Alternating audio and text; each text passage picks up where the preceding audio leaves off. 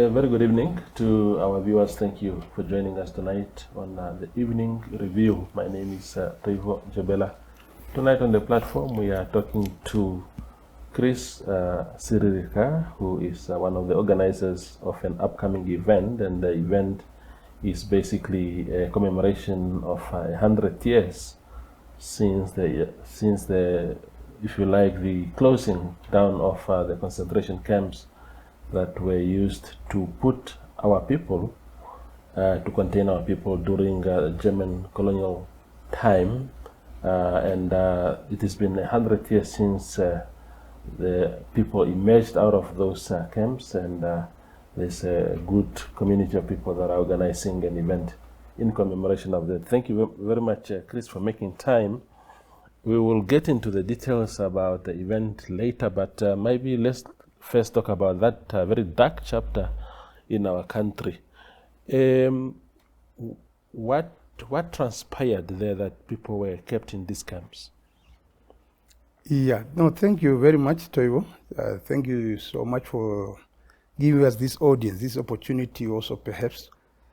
I'm not the right person to shed more of the historical background of what happened in the early 18-something hundred, which we are not even born by that time. Yeah. But what I can just perhaps take a bit of it is just the hardship of our people. Yeah.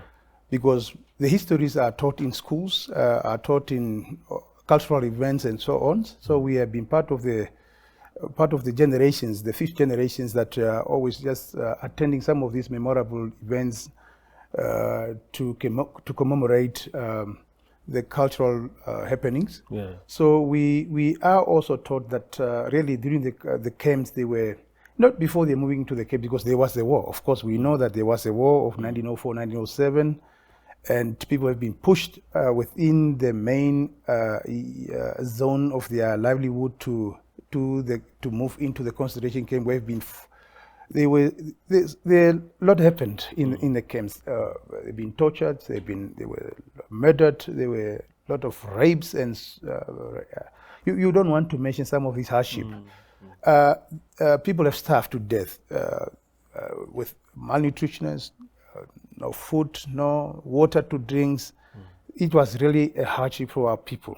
We are talking about small people that are coming from the Ovahereros and many other Namibians also that have also been part of the the German war. So that is why we have come to this year that we have to look at, it has been 100 years. And as an organizer within the Epukiro district of Epukiro areas, we have come together under the Omaheke traditional authorities to recognize, to remember this important day, because for us it's very very important day. It has a significant value to our people, to our community, to the Namibian people also at large. Yeah, absolutely. What I don't understand, Chrisch, and of course you are, as much as you say that you're not a historian, I understand that. But if we are saying this year is the 100th anniversary of that occurrence, it would mean that we are going back to 1924. By 1924, the Germans had already left. I thought everything, the suffering of that regime ended around the time that they exit. How come that it went until 1924? What do we know about that? Yeah, you're right on that. It's not about, there were camps in place. Yeah. So people who have been, after the war, people have, those are survivors, so they have to be moved into camps to remain there. So it does not, so it happened that the leadership by that time, so they have thought of ideas, then how long can we remain in the camps? Oh, okay. So they have to now find ways to take their animals for grazings. So they have to look for programs that can perhaps look how they can sustain their communities, the leaders. So those are the years of thinking how to take our people to the community out of these depressions, this war, because the war had entertain the people with the pictures. So the Germans have done really damage towards that, but then the people themselves have to, they cannot remain into the camps. Obviously, they have to move. That's why the people have moved from 1994 to Epukiro. 1994? No, 24. Yeah, 1924 Yeah. up to date. So that's why we say we are celebrating a millennial, a centenaries over the years. Okay. What do you think that dark episode did to not only the individuals who are affected, but also to the areas where they lived? Because I think people tend to forget. I mean, even in the land debates, the land dispossession debates and land acquisition debates, there seems to be a lot of history attached to the state of landlessness today. What can you tell us about that? No, you're right. You're right. We don't have land right now. People are claiming, we're still claiming about our ancestral land. We don't have land. And that is the reasons why we have moved to, where we have been moved to Epukiro or to other areas from the concentration camps.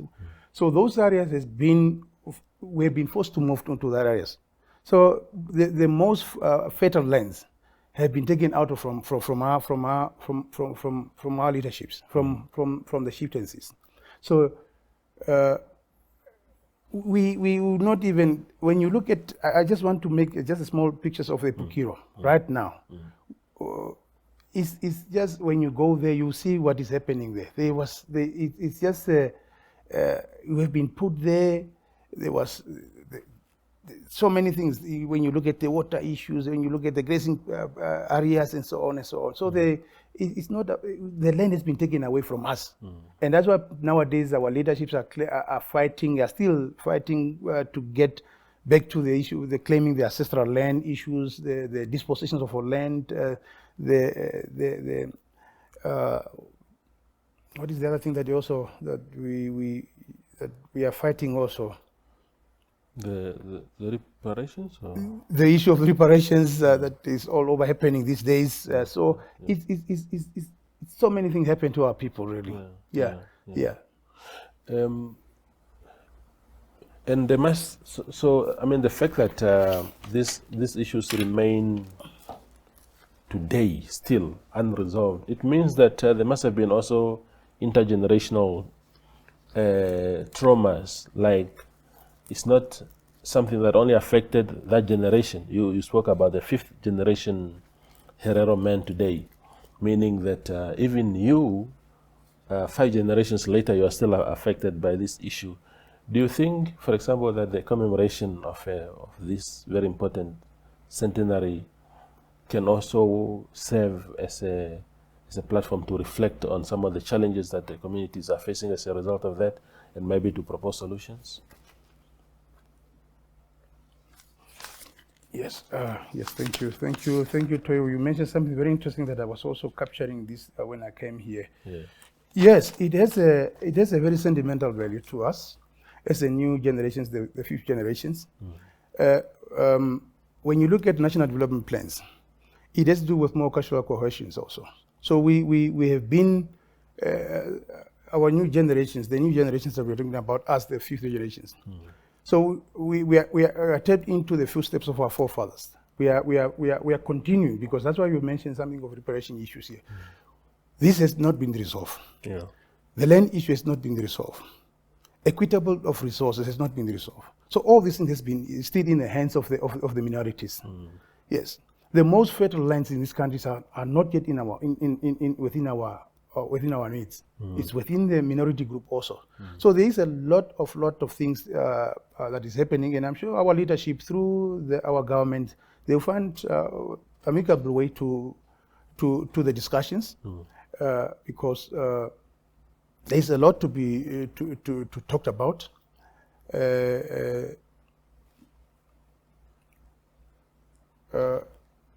We don't want to. It's about the whole issues of celebrations, the migrations from the concentration camp to Epukiro.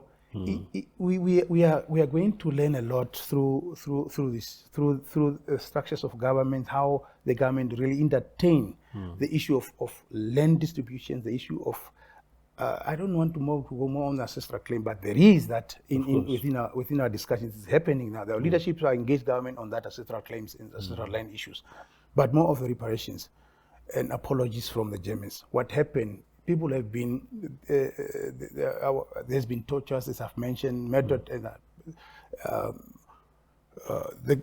so there are a lot of things that I really wanted to that I've mentioned through your questions now. Yeah. Epukiro. So this event will be taking place in Epukiro. Why Epukiro? What is the significance, the historical significance of Epukiro in regards to this specific issue? Yeah, thank you. This is it's a very good question. Why Epukiro? There are many other reserves or reservations in our countries. There's Aminus, there's Ovitotos. All this, even as I mentioned, in Ovitoto, they are celebrating also their 100th years celebrations. We thought of us as residents of Epukiro under our leadership, the Ovaherero Traditional Authority, that the person who took this initiative was our great uncle, Chief Nikan Ovaherero. We have taken the steps forward to take the Ovaherero, the survivors of the war, of the German war, to the new place called Epukiro Reserves or reservations in 1924. So it's a very unique event for us as Epukiro community or generations to celebrate. Not only do we celebrate, we also do remembrance. Yeah. We also do spiritual issues because people have died. Even, mind you, if people are walking from all the way from the concentration camp to Epukiro, they have to go through a hardship again. The issue of there was no food. They have to work with a cattle ward. So these things is taken step by step. So we have to overnight here. There were lions, there were animals, wild animals also in the process. So we are also, as part of the jubilations, we also remembering the suffering of our people from that point up to where we are today. Yes. So when is the event taking place? The event is taking place the first week of November from the 4th, the 5th to the 9th or 8th, yes. Okay. From the 4th to the 8th or 9th, because the 8th is official opening, it's the official day.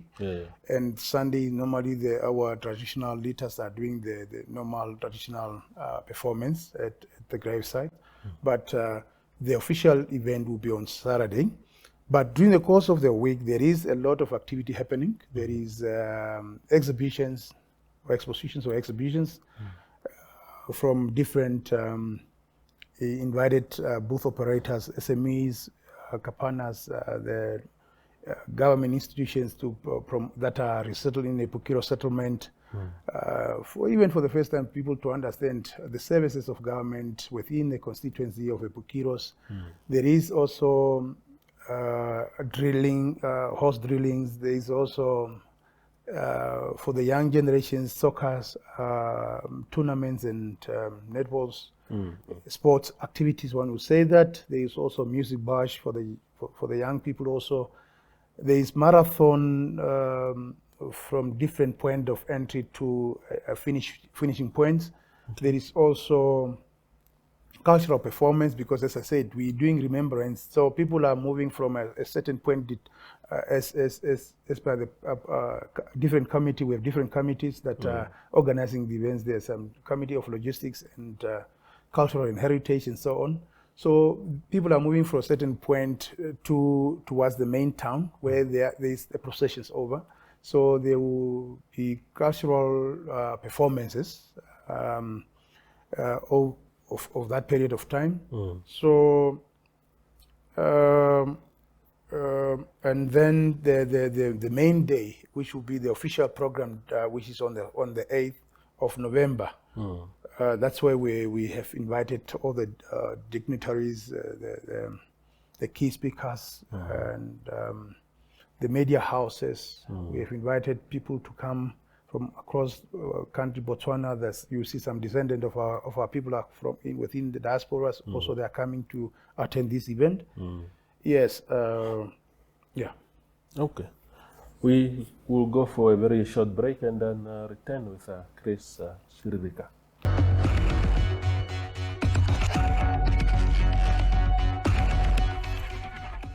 Continues on the evening review. Now, Chris, at events like this, they bring people together. Apart from the main aim of the event, what are some of the spin-offs that could emerge from an event where communities in huge numbers attend together, maybe from business point of view and stuff like that? No, thank you. I think for the very first time, some people that have never seen the constituency, the Epukiro itself, the reserves, they might be surprised now because, and I'm also challenging them because it's things are going to happen after these commemorations of this event. In terms of business spin-off, there will be our SMEs in particular. In the bed and breakfast, they are also going to benefit through this event because you are talking about a number of how to host these people. Where are we going to host this? About more than 2,000 to 3,000 people that are going to be gathering in Epukiro for the first time.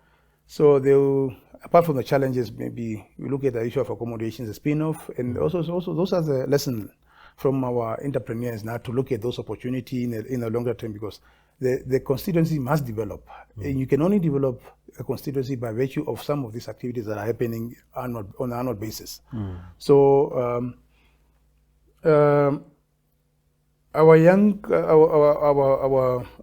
the Kapanas, the farmers are benefiting, the Kapanas, the SMEs in particular are also benefiting through this, not only the exhibitors, but also the traders that are selling food through their local shops or retailers, they are also going to benefit. And more important, Toivo, is the services that government are providing to us, our people. This is the first time maybe that people are exhibiting these services. People are hearing about Ministry of Home Affairs. And, up to now, some of them are not even, they don't even IT documents. And we have inviting the Ministry of Home Affairs and Immigrations to exhibit some services. So we will be fortunate to see some of these important people in our midst. Absolutely. Yes.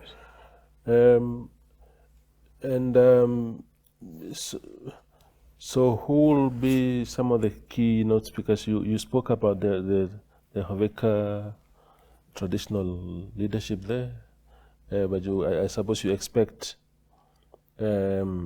leaders from other traditional houses within, traditional authorities within Ovaherero community to come. Maybe somebody from Omashete and other areas. Yes, indeed, we have extended invitation through the Committee of Protocols. They have already issued letters through different traditional authorities in Namibia, all over in Namibia. We have extended invitation to the presidencies and other line ministry, Ministry of Urban and Rural Development, Planning. So we have extended invitation to the traditional authority chairpersons and the traditional house. So they are, and of course, the sponsors that they have make sure the event has been sponsored by the centenary groups, the many other social securities, and you name them, that they've already sponsored the event. So there's been those are invitations that have been extended. But all over that, also we have extended invitation to our brothers in other diasporas, in Botswana and so on. We did extend invitation to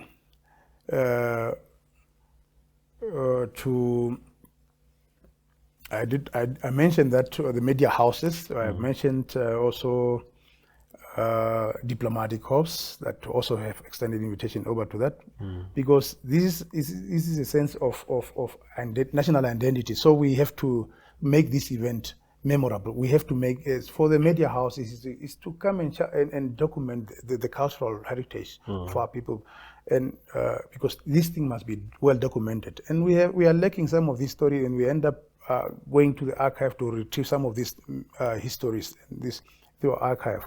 So there is well-documented history about the Epukiro constituency of the Epukiro district also, under the leadership of the Chief Nicanor Hoveka.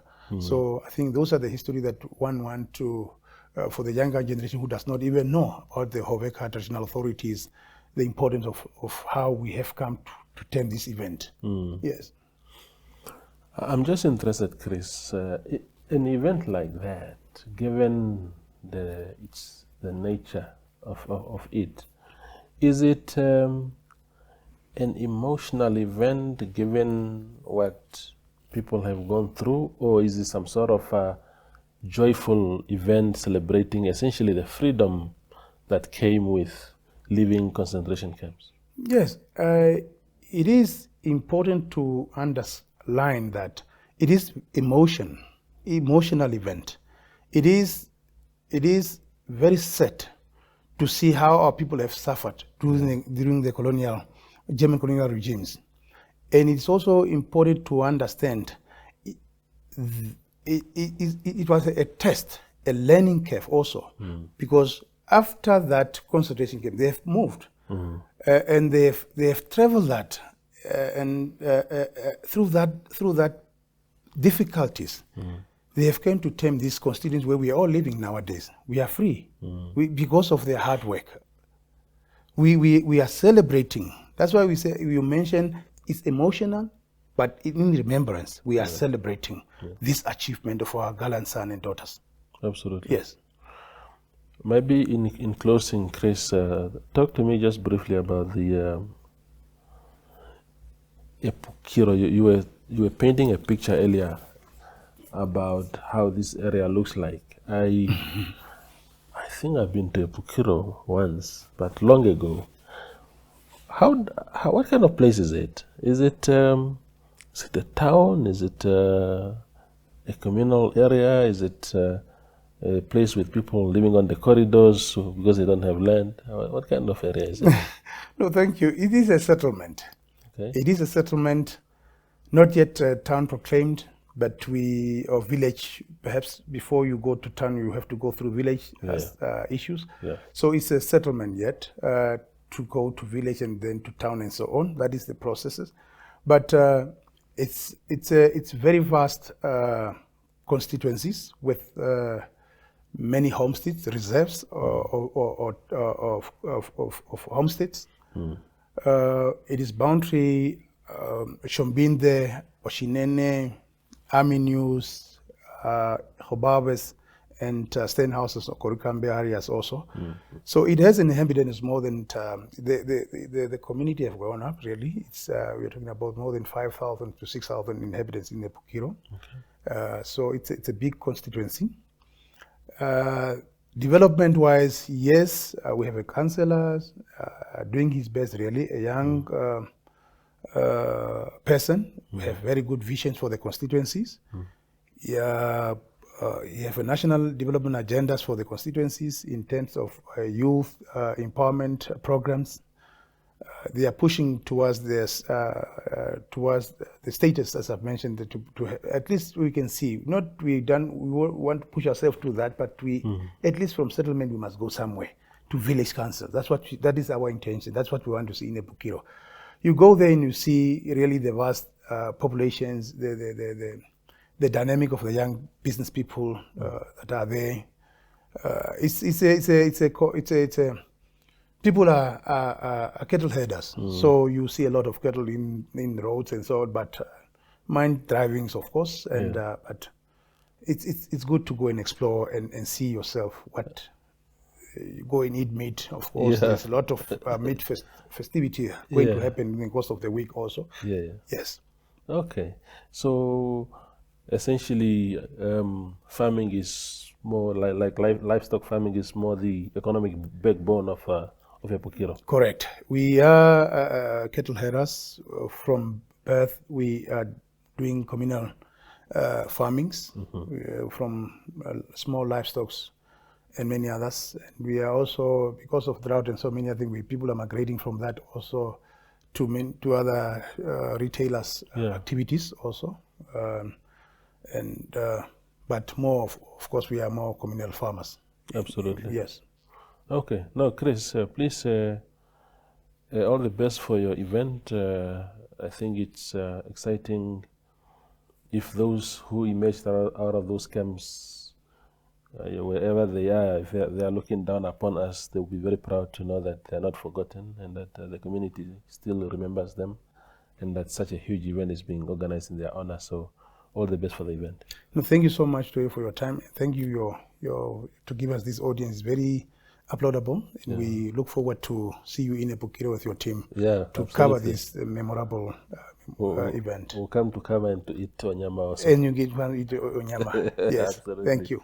That's Chrisch Siririka. He's one of the organizers of the upcoming centenary commemoration of the emerging of the genocide victims and the descendants of genocide victims from concentration camps from across the country. That sense of freedom is being celebrated on the 4th of November in Epukiro. Be there. Thank you for watching.